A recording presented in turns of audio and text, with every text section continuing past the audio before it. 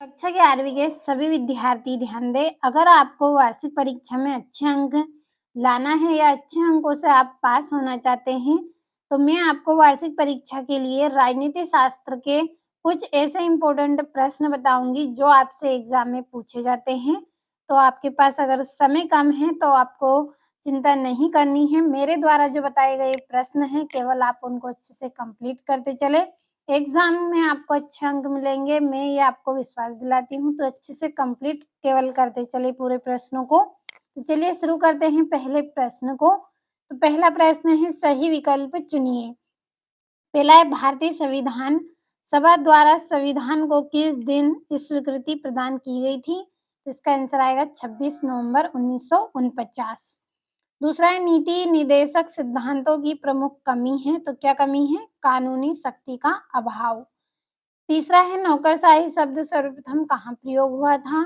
तो फ्रांस में नौकरशाही शब्द का सर्वप्रथम प्रयोग किया गया था। चौथा है, लोकसभा द्वारा पारित किसी धन विधेयक को राज्यसभा कितने दिन रोक सकती है? तो कितने दिन रोक सकती है? 14 दिन तक रोक सकती है। अगला पढ़ते हैं, भारत का उच्चतम न्यायालय स्थल है तो कौन सा है? दिल्ली में। छठा है, नगर निगम की संरचना में सम्मिलित होने वाली इकाई कौन सी है? उपरोक्त सभी। परिषद, वार्ड समितियां, नगर आयुक्त एवं मेयर अथवा महापौर। तो ये इसका आंसर क्या रहेगा? उपयुक्त सभी। अगला जो प्रश्न है इसमें रिक्त स्थानों की पूर्ति आपको करना है। पहला है, भारतीय संविधान के निर्माण में रुपए डेढ़ व्यय हुए हैं। तो कितने हुए हैं? 63,96,729 रुपए खर्च हुए हैं।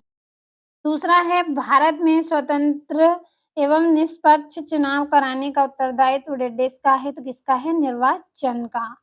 तीसरा है, वर्तमान में राष्ट्रपति का मासिक वेतन डेढ़ रुपए है। तो कितने हैं? 5 लाख रुपए राष्ट्रपति का मासिक वेतन है। अगला है, राज्यसभा के सदस्यों की संख्या डेढ़ है। तो कितनी है? 250। अगला अगला है आपका पांचवा, भारतीय संविधान निर्माता संविधान का एक डेढ़ बनाने के पक्षधर थे। तो क्या बनाने का? संतुलित दस्तावेज बनाने का पक्षधर था। छठा है, प्लेटो का प्रमुख ग्रंथ डेढ़ से। तो क्या है? रिपब्लिक। तो ये आपके रिक्त स्थान हो गए हैं। अब चलिए तीसरे प्रश्न को भी समझ लेते हैं। तीसरा प्रश्न, सही जोड़ी बनाइए। पहली जोड़ी है, महात्मा गांधी द्वारा संविधान सभा की मांग तो 1922 में की गई। दूसरा है, अनिवार्य नौकरशाही। तो इसकी जोड़ी रहेगी वेबर, दिमाग तथा रॉबसन। तीसरा है, संघीय सूची। तो इसका आएगा 97 विषय। और चौथा है, अनुच्छेद 370 संबंधित था। तो जम्मू कश्मीर आएगा इसका। और हिंद स्वराज। तो इसकी जोड़ी रहेगी गांधी जी। छठा है, प्रत्येक व्यक्ति को मत देने का अधिकार है। तो राजनीतिक समानता। और मानव अधिकार। तो इसकी जोड़ी रहेगी एमनेस्टी इंटरनेशनल। तो ये आपकी जोड़ियां हो गई हैं। अगला जो प्रश्न है इसमें आपको एक वाक्य में उत्तर करना है।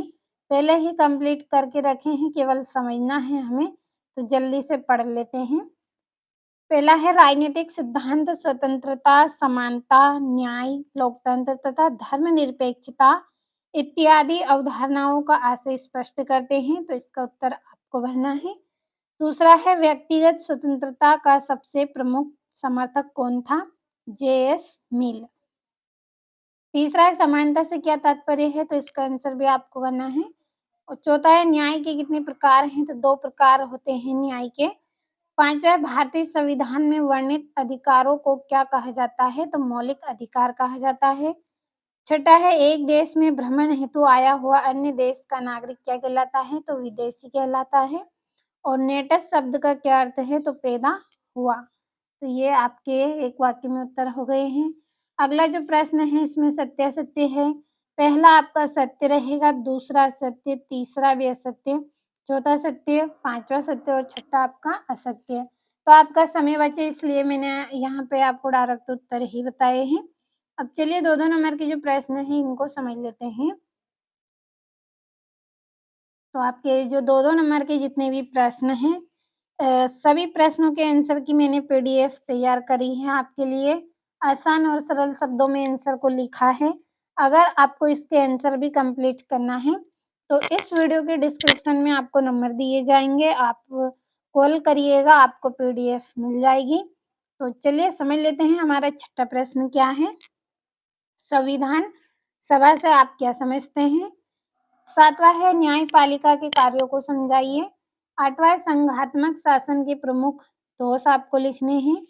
नौवां है भारतीय संविधान एक जीवंत दस्तावेज है, स्पष्ट कीजिए।